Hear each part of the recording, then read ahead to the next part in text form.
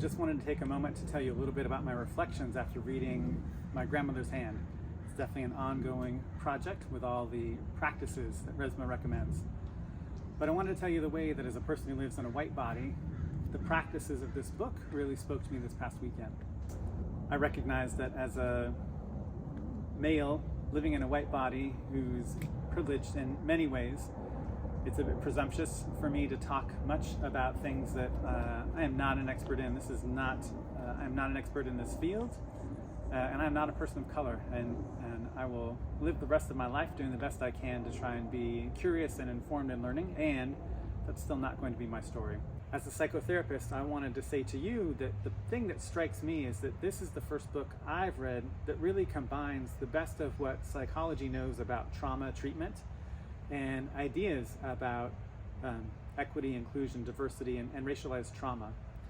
I was sitting with a friend of mine who's a person of color, and as we were discussing something, he mentioned that it felt really awkward to be him in a group that we shared that was mostly people in white bodies, and it didn't occur to me at the time that would ever have felt awkward to my friend. Following the suggestions and practices of this good book, I went out of my way to be curious, to not be defensive, but to try to understand what it was like to be him. I asked about his feelings and why and what that meant, what that was like for him, if there was anything I could do to make things different. And it gave me new insight that I had not anticipated. The notion in this text is that what we're called to do as people in white bodies is to try to empathize, understand, not take over the room with our own personal reaction, but really try to get in our neighbor's shoes and appreciate and understand. A lot of our reactions as human beings come very, very quickly and without our conscious awareness. That instead of being reactive and dismissive and saying, oh, that's not me, or that's just a statistic, instead to take time to listen, see, hear, and let it sink in the experience of our neighbors who live in black bodies, is the way that the text describes it.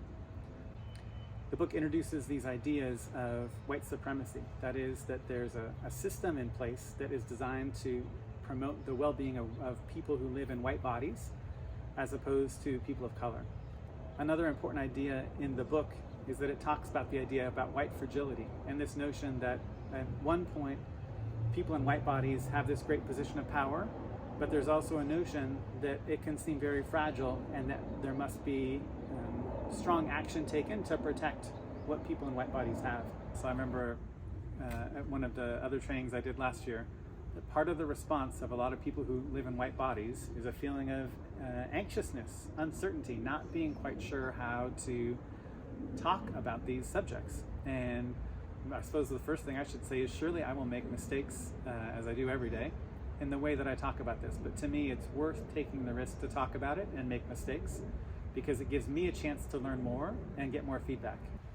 The thing that as a therapist I'm very familiar with is the work of Bessel van der Kolk and others that talks about the way that trauma is something that lives in our bodies, that our memories are not just in our minds, but in our physical tissue, in our insides. In the text, the author describes the way that his hypothesis is that a lot of the evils of slavery came from medieval times, and that my English ancestors probably had a role in bringing torture from England to the colonies in early America that got transformed into a system of slavery where trauma from one person gets passed on to another based upon a lot of things happening around us in the world. This racialized trauma is something that lingers, that lives on literally in our bodies, both in that of our neighbors who are what the text calls black, but what I'll say people of color, that it lives on in those bodies, but also in white bodies, the way that my ancestors and my people have been traumatized ourselves and thus hurt other people.